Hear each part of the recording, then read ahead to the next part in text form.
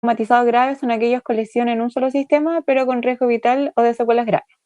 En cambio, el paciente policontuso es aquel que presenta lesiones graves, pero no tiene un riesgo vital. Y una consideración especial en los niños, que las fracturas múltiples constituyen un politrauma debido a que su tamaño y su escasa volemia implican una liberación de energía por superficie corporal mucho mayor que la que es esperable como para un adulto. Siguiente. Bueno, como concepto general, el trauma es la tercera causa de muerte de años de vida perdida a nivel mundial y, bueno, más en hombres que mujeres. Ahí están las causas que pueden ser por accidente de tránsito, suicidio, estrangulación, homicidio y todas las demás que aparecen ahí. Siguiente. Bueno, como evaluación y manejo inicial tenemos una etapa que es prehospitalaria y hospitalaria, donde hay una fase de preparación, donde hay una coordinación entre lo que es la ambulancia, el hospital, el centro receptor. Luego viene el triage que se hace en el lugar del suceso del accidente, si es que fuera así. Aquí hay que hacer una salvedad entre dos conceptos, el que se refiere a incidentes de múltiples víctimas, en el cual el número de pacientes no excede la capacidad como del centro receptor, y el otro es un evento con un saldo masivo de pacientes donde sí se excede la capacidad del centro que recibe. Luego se hace una revisión primaria de estos pacientes con el ABCD, que vamos a andar más adelante en eso, las consideraciones de traslado, una revisión secundaria y la reevaluación y el tratamiento definitivo. Siguiente. Bueno, con respecto al traslado e inmovilización, tenemos que tener presente que con respecto al traslado en pacientes estables, van a requerir un móvil básico, con un TENS, un conductor, con un monitoreo de control de signos vitales y oxígeno. En cambio, en pacientes que están más inestables, no hay que retrasar la reanimación, hay que evaluar un medio de transporte más avanzado, como un SAMU, con enfermeros, médicos, siempre monitorizado y siempre con un contacto previo con el centro receptor. En cuanto a la inmovilización, estos pueden ser por tabla espinal larga, tabla espinal corta, pero yo leí que estos se ocupan solamente como para el traslado como del paciente, como por ejemplo si es que está atrapado en un vehículo para la ambulancia. Sí, la tabla espinal corta se usan esas segundas para sacarte el vehículo que está Claro, con porque ¿cómo se llama? Lo hacen los bomberos más que nada. ya. Bueno, tenemos también para la inmovilización cervical, tenemos el collar cervical, que el que más se ocupa es el stiff neck, que es el modelo más utilizado, que permite un acceso al cuello más acabado para el examen, para la toma de pulso y un manejo quirúrgico de la vía aérea si es que fuera necesario. Y también tenemos inmovilizadores laterales que evitan la flexión lateral del cuello. Y para extremidades tenemos férulas, que pueden ser rígidas, semirrígidas, moldeables o de tracción. Siguiente. Bueno, con respecto a la distribución del trauma como tal, tenemos una distribución trimodal. Tenemos un periodo inmediato donde la muerte se produce segundos a minutos tras el trauma, secundario a apneas inducidas por lesiones graves a nivel del sistema nervioso central. Aquí podemos tener un TEC, una lesión medular. Y otras causas pueden ser hemorragias secundarias a, por ejemplo, una ruptura cardíaca, desgarro de la aorta o grandes vasos. Muy pocos pacientes pueden ser salvados debido a la gravedad de sus lesiones, por lo que la prevención de los accidentes traumáticos es lo más efectivo para prevenir esto. Luego tenemos el periodo temprano, que se refiere a la muerte que se produce en minutos a horas tras el trauma, producto de hematomas epidurales y subdurales. También podría ser por hemoneumotórax, por ruptura del vaso, por laceraciones hepáticas, fracturas pélvicas, etc. Y que se asocia a hemorragias masivas o que produzcan aumentos de presión intracraneana. Para la sobrevida de estos pacientes es fundamental una adecuada reanimación y manejo inicial del trauma durante la primera hora. Esto es lo que se conoce como la hora dorada del trauma. Y por último tenemos el periodo tardío, que es cuando la muerte ocurre días a semanas tras el trauma secundario a sepsis y las disfunciones multiorgánicas correspondientes. Y aquí los cuidados entregados a las etapas previas tienen un gran impacto en el desenlace de este periodo, a pesar del cuidado de estos pacientes que se pueda realizar en la unidad de paciente crítico. Siguiente. Bueno, eso ya lo dije. Siguiente. Bueno, con respecto a la fisiopatología, la dejé ahí para leer para que lo lean, pero lo más importante de esto es que existe lo que se conoce como, en el contexto del segundo golpe, que se describe una triada de condiciones fisiopatológicas que aumentan la mortalidad de un paciente que ha sufrido un trauma, y esto se perpetúa porque actúa como un círculo vicioso de daño. Tenemos la hipotermia, que se asocia a una alta mortalidad, siguiente. Y el pronóstico del paciente se correlaciona con los grados de hipotermia. Disminuye la actividad de los factores de coagulación en un 10% por cada grado de temperatura, inhibe la agregación plaquetaria también y disminuye la actividad del tromboxano. Siguiente. También se produce una acidosis con un pH menor o igual a 7.2. Esto hace que disminuya la contractibilidad cardíaca, que hay una vasodilatación, una hipotensión y bradicardia y una pérdida de sangre, lo que nos llevaría a un metabolismo anaerobio. También conlleva una alteración enzimática, lo que lleva a una disfunción orgánica y una disfunción de los factores de coagulación. Es por esto que en esta etapa igual es importante como las transfusiones, los fármacos para mejorar el gasto cardíaco y el oxígeno. Siguiente. Y la coagulopatía, que es como la tercera dentro de la triada, se produce por una hemodilución por infusión de fluidos, por una disfunción de la cascada de la coagulación y porque hay una depresión de los factores de coagulación por el consumo que se produce por esto en la hemorragia sobre todo. Siguiente. Bueno, en cuanto a poblaciones especiales, tenemos las pacientes que son embarazadas por los cambios fisiológicos propios del embarazo, producen una respuesta diferente ante la injuria de un trauma, por lo que siempre es importante considerar el estado de gravidez y la evaluación inicial palpando el abdomen en busca de un útero grávido en toda mujer en edad fértil. Los niños, porque aparte de que tienen una gran reserva fisiológica, presentan pocos signos de hipovolemia. Entonces, incluso ante pérdidas grandes de volemia, como que los signos como tal se van a presentar cuando ya los mecanismos de compensación se han agotado. En cambio, los adultos mayores, por contraparte, tienen una reserva fisiológica disminuida y por sus comorbilidades pueden empeorar la respuesta al trauma.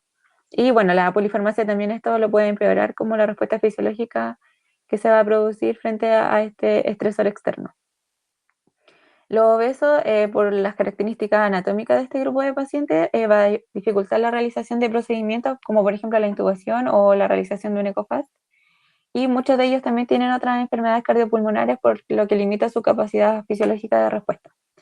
Y los atletas, que como tienen una gran condición física, tampoco van a manifestar signos de shock como la taquicardia o la taquipnea. Y podemos llegar tarde como a identificar cuando ya ellos estén en una fase de descompensación.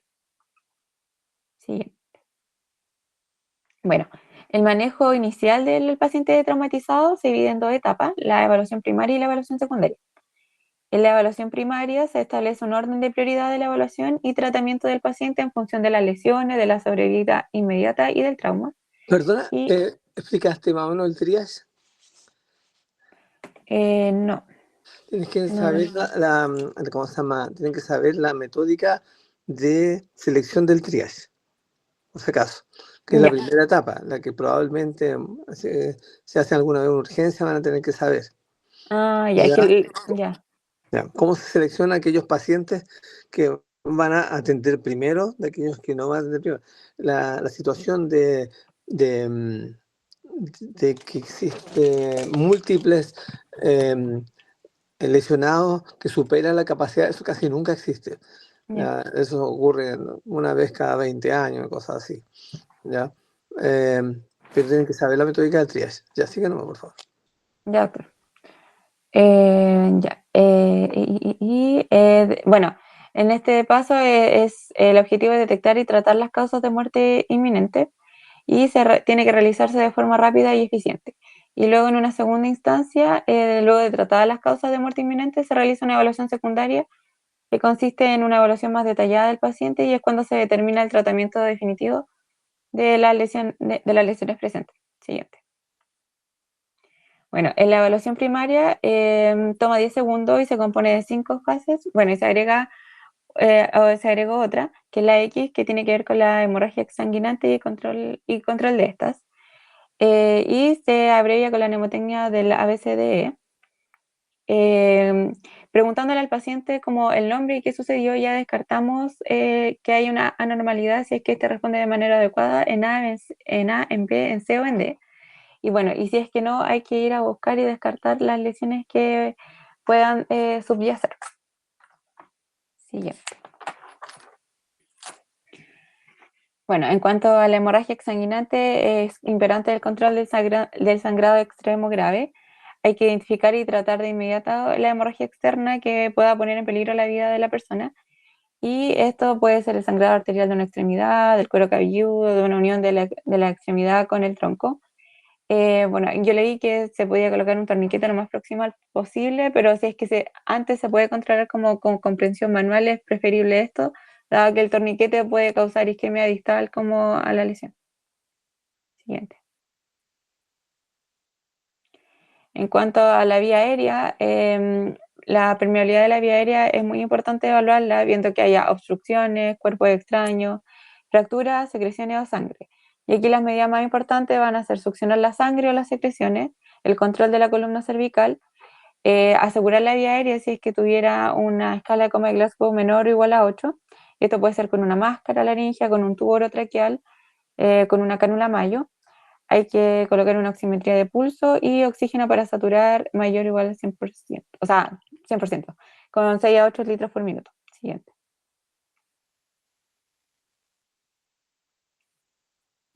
Bueno, ahí tenemos como la esquematización como de la restricción del movimiento de la columna cervical. Y es como la ventaja que, como lo había mencionado al principio, de que se pueden palpar los pulsos y se pueden realizar más procedimientos con estos tipos de collar. Siguiente. Bueno, en cuanto a las técnicas de mantenimiento de la vía aérea, yo leí que con la mayoría funciona con maniobras de elevación del mentón y la maniobra de tracción mandibular. Pero también Sí, sí, esa tienen que saberla. Es que una cosa sencilla, tirar la mandíbula para abajo, ¿no? ¿Ya? ajá. Bueno, y también tenemos los dispositivos supraglóticos, las vías aéreas definitivas, como en intubación endotraqueal, y la vía aérea quirúrgica. Siguiente. Bueno, y ahí está esquematizado lo de la maniobra de tracción mandibular y la elevación del mentón. Siguiente. Y ahí están los dispositivos, ahí le coloqué la imagen.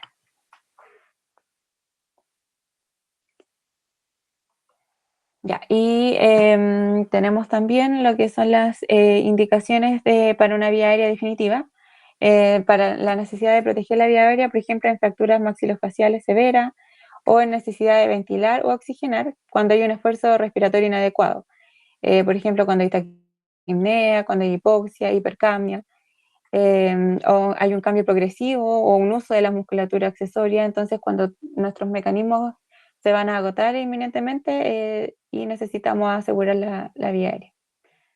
Siguiente.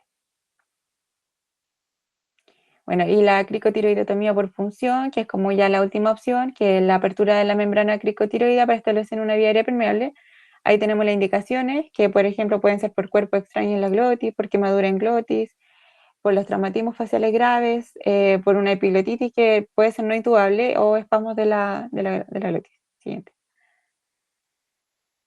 Ahí dejé como un esquema como para un poco de resumir. Vi- Sí, Vía aérea la ven en anestesia por si acaso. sí, sí, por eso Sí, avanza un poquito. lo dejé. Sí. Ya.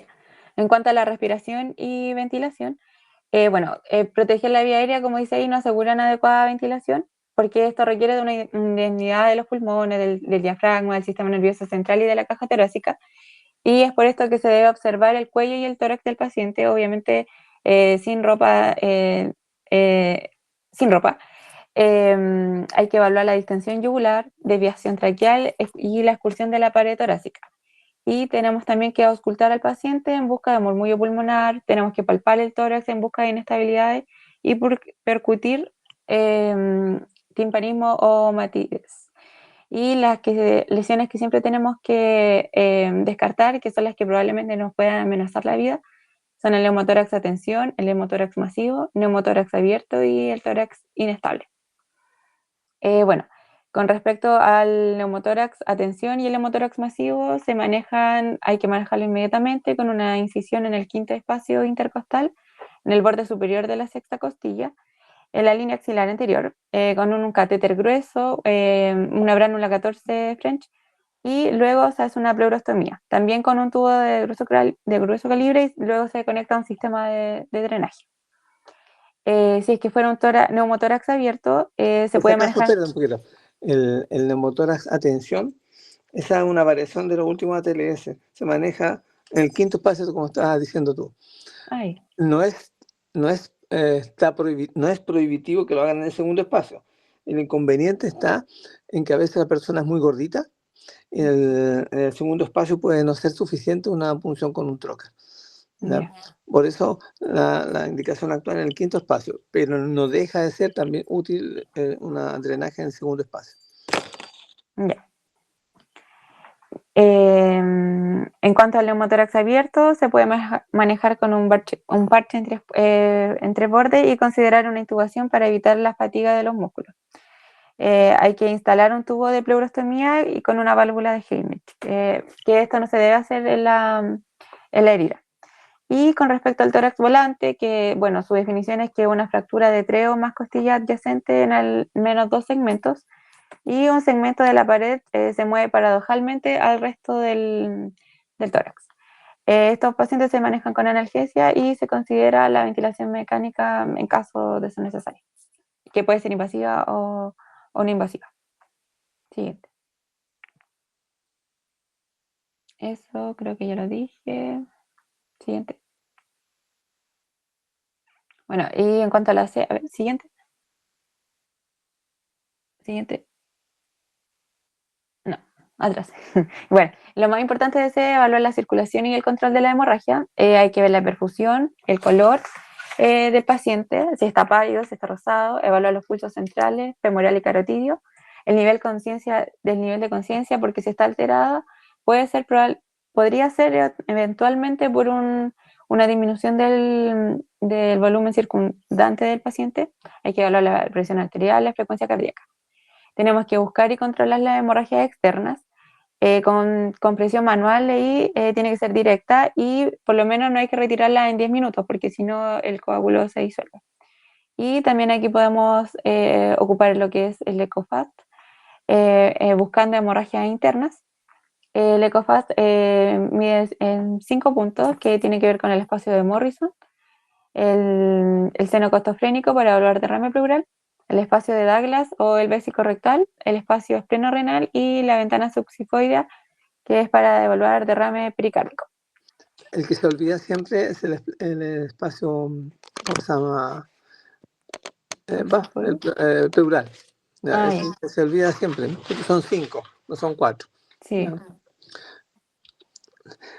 Sigue nomás. ya. Y ante un paciente que está en hipotensión, lo primero que tenemos que pensar es en un neumotórax. Y segundo, hay que pensar en pérdidas sanguíneas. Hay que pensar en hemorragias masivas, en un taponamiento cardíaco o eventualmente en una isquemia miocárdica. En cuanto a las hemorragias internas, pueden ser de tórax, lo que va a requerir un drenaje, como le dije delante, por ejemplo, si es que fuera un neumoneumotórax. Si fuera de pelvis, hay que estabilizar con embarrilamiento o eventualmente un tutor externo. Y si fuera de extremidades, ¿A qué se refiere un embarrilamiento de pelvis? como por ejemplo con presión, como con sábana. ¿Una pregunta o una afirmación? Afirmación. Ya, ¿cómo hace la compresión con sábana? Un embarrilamiento. Está claro que dice lo que quiero estar seguro, si saben lo que están, si tienen la imagen mental de lo que hay que hacer. Ajá. O sea, se desenvuelve el paciente como por las trocánteres mayores ¿Ya? y se comprime. Se hace un nudo, o sea, Se hace un nudo. embarrilamiento es lo mismo que es embarrilamiento, hacer como se llama, un envoltijo en el dedo, se hace con una sábana sobre la pelvis, comprimiéndole y traccionándola hacia el interior. Ya, así que va. Ya. ¿Dónde iba? Ya. En esta parte también es necesaria la instalación de 2 vías venosas de grueso calibre para tomar exámenes, para administrar fluidos que tienen que ser cristaloides y que tienen que estar mínimo a una temperatura de 37 a 40 grados Celsius. Si es que es hipotensión en adultos, se administra 1 litro de suero fisiológico en bolo. Y si es niños, son 20 ml por kilo, hasta 3 veces. Si es que no responde a fluidos, se administran glóbulos rojos o plasma fresco congelado. Una salvedad que hacer aquí es que el plasma fresco congelado se calienta a baño María, en cambio los crioprecipitados se pueden calentar en microondas. También se podría eventualmente administrar ácido tranexámico 1 gramo antes de las 3 horas y luego 1 gramo cada 8 horas durante las primeras 24 horas para mantener una hipotensión permisiva que es entre 80 y 100 milímetros de mercurio y una PAM rondeando los 65. Siguiente. Y bueno, después hay que evaluar el estado neurológico del paciente. Siempre hay que asumir que el compromiso de conciencia puede ser por lesión del sistema nervioso central, por lo que es necesario asegurar esta con la oxigenación, ventilación y la perfusión que se hizo antes en A, B y C. Pero también pueden haber otras causas, como una hipoglicemia, alcohol, por drogas, por fármacos, por lo que es muy importante tomar un hemoglucotest y exámenes según sospecha, exámenes toxicológicos, alcoholemia, de drogas. También aquí es importante evaluar las pupilas, que estén reactivas, isocóricas o asimétricas, y la escala de coma de Glasgow, que si es menor o igual a 8, como le dije anteriormente, es necesario intubar. En esta parte igual tenemos que evaluar los signos como de otorraquia, de rinorraquia, de hemotímpano o de hematoma periorbitario o retroauricular, porque nos podrían ser indicativos de alguna fractura de base de cráneo. Siguiente. Siguiente. Y por último en la tenemos la exposición y el control ambiental. Aquí, bueno, es de vestir al paciente, cortar la ropa si es que fuera necesario y búsqueda de lesiones que puedan pasar inadvertidas. Es necesario tomar la temperatura del paciente y cubrir al paciente para evitar una hipotermia y controlar la hemorragia visible. Siguiente. Bueno, y como medidas complementarias a todas las anteriores ya dichas, tenemos que monitorizar continuamente al paciente con un electrocardiograma continuo. Hay que también, si es necesario, colocar una sonda Foley para medir diuresis. La sonda Foley está contraindicada en sospecha de trauma uretral y esto podemos sospecharlo por sangre en el meato uretral o por equimosis perineal. Importante también en los pacientes administrar analgesia.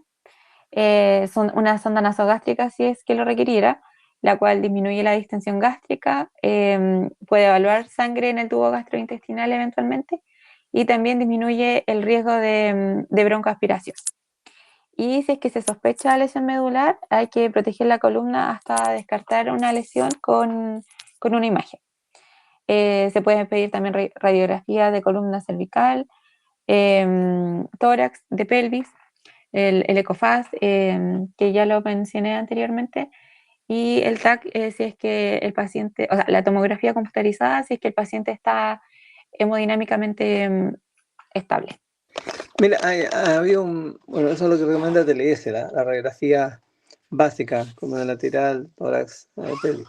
Pero actualmente, en general, los escáneres están de buena calidad, son rápidos y están, la mayor parte, muy cerca de los servicios de urgencia.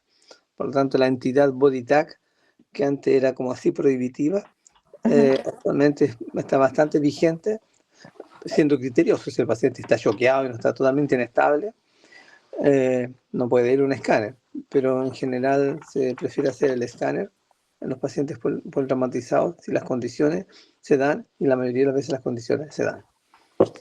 Ya, pero no olviden cuáles son las radiografías básicas, el uso del FAS, ya, y la radiografía portátil que eventualmente puede haber. Ya sigamos. Ya, siguiente. Bueno, y la evaluación secundaria que se inicia una vez terminada la primaria, O podría ser simultáneo si es que se cuenta con un gran número de personas en el equipo de trabajo. Tal que un grupo se va a dedicar a hacer la evaluación primaria y el otro la secundaria. Pero esta no debe interferir nunca con la primaria. Y esta se compone de la historia clínica, del examen físico y la reevaluación de los signos vitales. En la historia clínica, a ver, siguiente. No, no, anterior. Hablaré. En la historia clínica es importante indagar sobre la alergia, el consumo de fármacos, comorbilidades previa o embarazo, la hora de la última comida también es importante y antecedentes del trauma. A menudo los pacientes no van a estar en condiciones de responder, por lo que es súper necesario recurrir a los familiares o el personal prehospitalario y testigos que tengan esta información. Y conocer el mecanismo de daño del trauma es fundamental para sospechar lesiones y anteponerse a la evolución de estas. En cuanto al examen físico, hay que seguir la secuencia de cabeza, cuello y estructuras maxilofaciales, columna cervical y cuello, tórax, abdomen y pelvis, periné, el recto, vagina y sistema musculoesquelético y neurológico, todo en un orden de arriba hacia abajo. En cuanto a los signos vitales, hay que constantemente estar reevaluando la frecuencia cardíaca, la frecuencia respiratoria, la presión arterial, la temperatura y la oximetría de pulso, así como también la diuresis si es que tenemos instalada una sonda Foley. Y podríamos considerar otros estudios más específicos como, por ejemplo, una radiografía de columna total y extremidades, el body tag que decía el doctor, y otra de acuerdo a cómo se vaya presentando el escenario del paciente. Y bueno, creo que ya lo dije, pero cuando el mecanismo de daño haga sospechar una lesión medular, hay que mantener protegida la columna hasta que se descarte esta lesión con una imagen. Y el paciente debe ser reevaluado constantemente con el fin de pesquisar precozmente las nuevas lesiones que puedan aparecer o un deterioro inminentemente. Y la analgesia es súper importante en el manejo de estos pacientes, puesto que muchas lesiones, especialmente las que son musculoesqueléticas, producen dolor y ansiedad en el paciente que está más consciente. Por lo que se recomienda realizar analgesia con opiáceos o leí que también podría ser como ansiolíticos endovenosos en dosis que no produzcan como depresión respiratoria o compromiso de conciencia ni cambios hemodinámicos. Hay algo importante, no sé si está terminando, ¿no? Sí, la verdad esto es como lo último, pero... Hay algo importante, tú más o menos tu presentación no, porque fue muy rápida y faltó como lo que se va resolviendo en el momento. Ya, Ajá, te lo voy a poner a ti a prueba. Ya, llega un paciente a la asistencia pública producto de un accidente y te lo instalan como se llama, en box.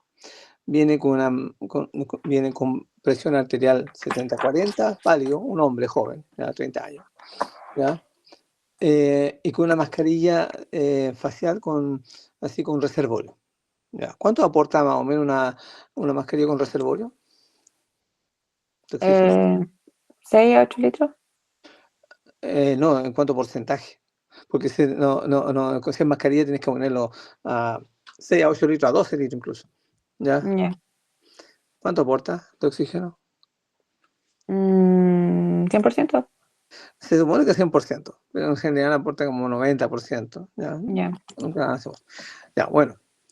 En esas condiciones, así, ¿qué te interesa saber? Bien, generalmente el SAMU da un poco de información. ¿Ah? Ajá. Y el paciente es traído habitualmente en una tabla espinal, ya con unos contenedores laterales, con las correas amarrándolo, ya con esa mascarilla. La presión arterial ya, como se dijo, 70-40, se ve pálido y está pasando un suero. Normalmente, ¿qué te interesa saber con ese paciente? Bueno, aparte, los signos vitales ya los dijo, pero No como... dije los signos vitales, si te diste cuenta. Entonces los signos vitales. Ya, ¿cuáles son los signos vitales? Presión arterial, temperatura, frecuencia cardíaca, frecuencia Ya, respiratoria. ya, ¿te dije los signos vitales o no? Me dijo la presión arterial ¿Y? y la frecuencia cardíaca no lo recuerdo. No dice nada más, La solamente la frecuencia presión. cardíaca. Ya, ya, está con 120 por minuto. Hay un signo vital en trauma que estrictamente, técnicamente, no es signo vital.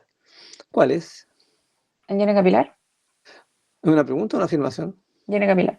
No, Afirmación. no, no es esa. ¿Cuál es? Que probablemente Mm, se lo ven a cada momento todos los pacientes. Dile. La saturación. la La saturación. saturación.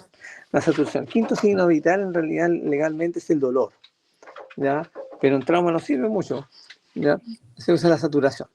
Entonces, de los cinco signos vitales que me interesan la presión, el pulso y la saturación. ¿Ya? La temperatura, el dolor, ¿cómo se llama? La frecuencia respiratoria, como que salen como después como consecuencia. Importante la frecuencia respiratoria. Una persona que está saturando, a ver, ¿a qué le hago esta pregunta? A ti no. Una persona que está saturando 95%, ¿está bien o está mal? ¿Está bien? Y si está saturando 95% y, y su frecuencia respiratoria es 40 por minuto, Ay, ¿está no. bien o está mal? Está mal. Ya. A eso me refiero que son cosas que se tienen que conjugar. No son un valor eh, por sí solo no da mucha información. Bueno, tienes ese paciente con esas condiciones, ¿qué haces tú? Tiene una saturación 92%, está con una mascarilla de alto flujo, ¿cómo se llama? Tiene presión 70-40, está pálido. ¿Ya? La frecuencia cardíaca es 120 por minuto, ¿ya? Y no le tiene la temperatura. ¿Qué haces tú? Son acciones las que tienes que hacer, ¿ah? No, bueno, puede ser, Eh, dentro de las acciones puede ser preguntar, pero ¿qué claro. haces? Primero tengo que evaluar la vía aérea. La pregunta es ¿qué haces? No qué piensas. Por eso, evaluar la vía aérea. Control de ¿Cómo colineación evalúas la cardíaca. vía aérea?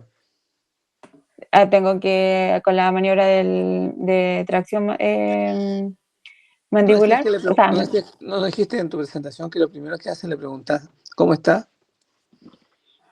bueno, sí, tengo que preguntarle cómo está, Ya, a eso me como refiero a para, que tienen que aplicar el conocimiento, ahora tienen que aplicarlo. ya, No pepetearlo. Ahora aplica, ya. Le pregunta ya, cómo está, sí, ya, ese no te responde. Murmullo nomás. ya, entonces ahí sí tengo que ir dirigidamente a, mm, por ejemplo, a la tracción del mentón Ya. ¿Y para descartar que haya alguna obstrucción que cómo pueda, descartas que hay una obstrucción? porque tengo que abrir la boca y ver que tenga secreciones, algún cuerpo extraño. Ya, perfecto. ¿Cómo eh, sabes eso? ¿La miras nomás de lejos? no, me tengo que acercar al paciente. No me refiero a de cerca al paciente, de hecho tiene la mano en la boca, bajando el mentón. Ya, tiene la boca. ¿Qué haces ahí? O sea, lo del, ¿Has escuchado una cosa que se llama Yankauer? sí, Bueno, para aspirar. sí, muchas veces hay secreciones, puede aspirar con el Yankauer, meter el dedo en la boca a ver si tiene algo nuevo, o a lo mejor tiene la boca tan abierta y tan visible que no ves nada. Ya, no tiene Ah, ya. nada, cuerpo extraño. ¿Qué sigue? Tengo que ver la respiración y la ventilación del... Tengo que ver el cuello y el tórax del paciente. ¿Ya? ¿Qué haces? Le miras el Eh, cuello y el tórax. Tengo que ver que no tenga alguna distensión yugular o que No puedes. tenga Ya, o que la pared torácica se esté moviendo como de forma normal ya, ya. Se ve o como que normal. o alguna desviación de la tráquea. No, no se ve eso. Luego tengo que auscultar al Sí. paciente. Sí, en el fondo todo esto se hace casi simultáneo, ¿ah? Si Ujú. tienes un paciente saturando 92% con mascarilla de alto flujo y tiene, eventualmente no tiene una función de la bucal, hay algo más. Entonces uno lo toca y oculta inmediatamente. Ya. El paciente, ¿cómo se llama? Eh, Hipoventila en el lado derecho. De hecho, casi no se escucha el murmullo pulmonar. Ya. ¿Qué haces? Em, bueno, puedo percutir igual si es que En efecto, tiene. en efecto, tienes que hacer una percusión. Ahí va ¿cómo se llama? A descartar si tiene un neumotórax y lo podría empezar. Me voy a saltar ahora. Tienes el mismo paciente con esa misma presión, pero saturando 95% con una mascarilla ¿cómo se llama? A una FIO2 al 40%, 95%. El paciente te responde esta vez, dice, me duele, ¿dónde le duele? Todo el cuerpo. Y está con esa presión. La oculta ventila ambos campos pulmonares, no tiene cuerpo extraño en la vía aérea. ¿Cómo sigues? Con presión 70-40, pálido, saturando 95%, pulso 100 por minuto. No tiene, y en cuanto a la respiración y ventilación, No te va a decir, no, mi respiración y ventilación, el o paciente no sea, me dice eso. refiero a que si, ¿cómo está, como por ejemplo la expulsión de la pared torácica, Está bien, ya, incursiona bien. y está hipotenso? Bueno, después tengo que seguir, si descarto como que no que tenga indemnidad como en esa parte, tengo que evaluar la circulación y si es que tiene algún tipo de hemorragia. Ya, ¿qué haces? La Tengo que pregunta va a evaluarla. ser siempre a las acciones que haces. Ya, tengo que, bueno, buscar hemorragia, ver perfusión, los pulsos. em, Puedo tomar si es que no estoy viendo hemorragias como visibles, externas, Ya, con una imagen, un ecofast, para ver hemorragia interna. ya, ok. Hace tienes un ecofascista experto y dice que no ve nada. No ve. ¿Qué se busca con el ecofas? Líquido libre, Líquido libre, ya. No tiene líquido libre los 5 puntos que tú dijiste. pero sigue inestable.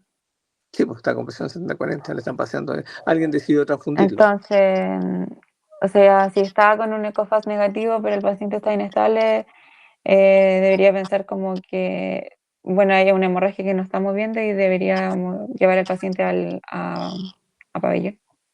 Ah, pabellón, ya. ¿Y qué le va a operar? Es una laparotomía exploradora. ¿Pero buscando qué? Hemorragias Ya, internas. mira, te faltó revisar las extremidades.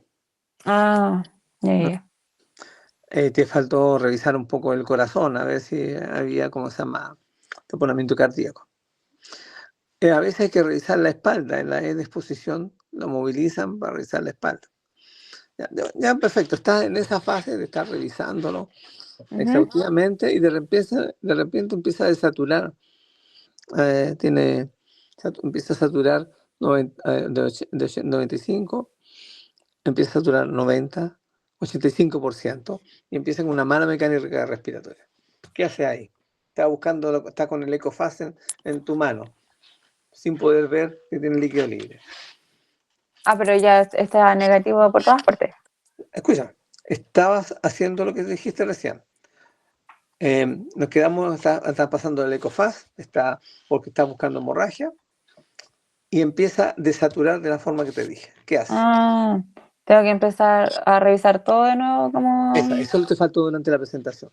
Que cuando uno está haciendo el ABC, se detiene en el A, lo resuelve, pasa al B.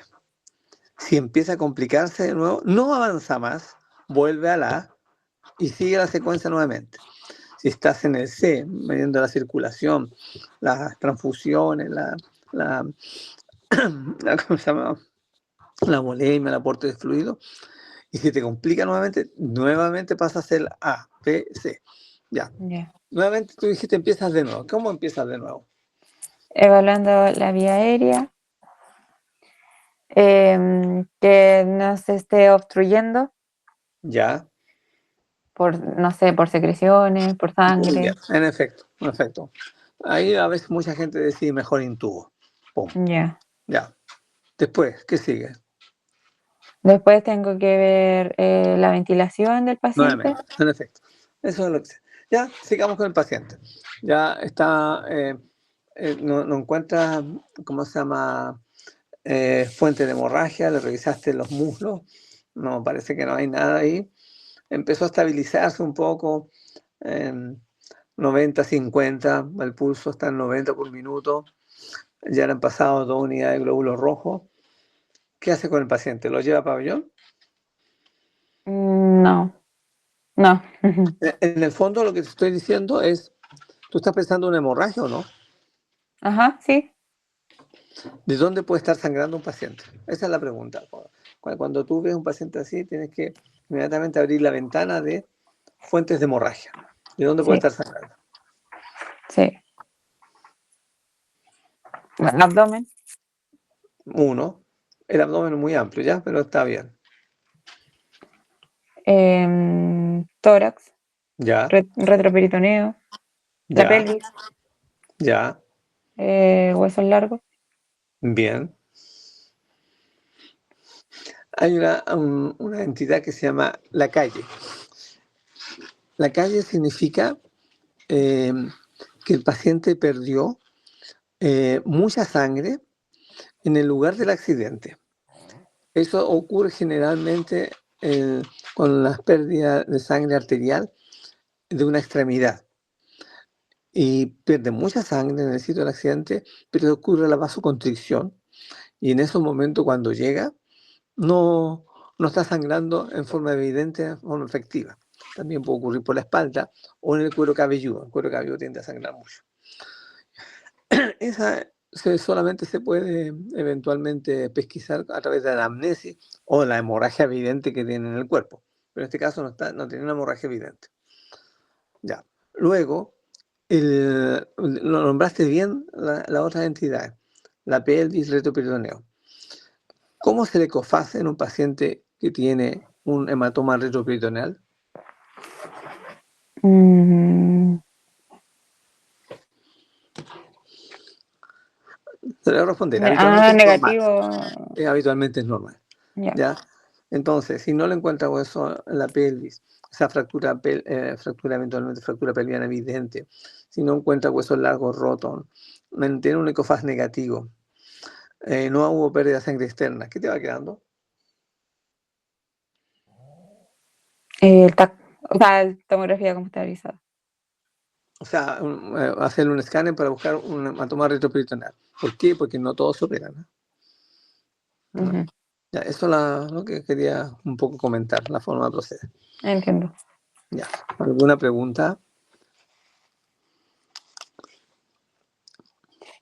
Qué bueno porque yo estoy horrible cansado. Ya voy. Ya.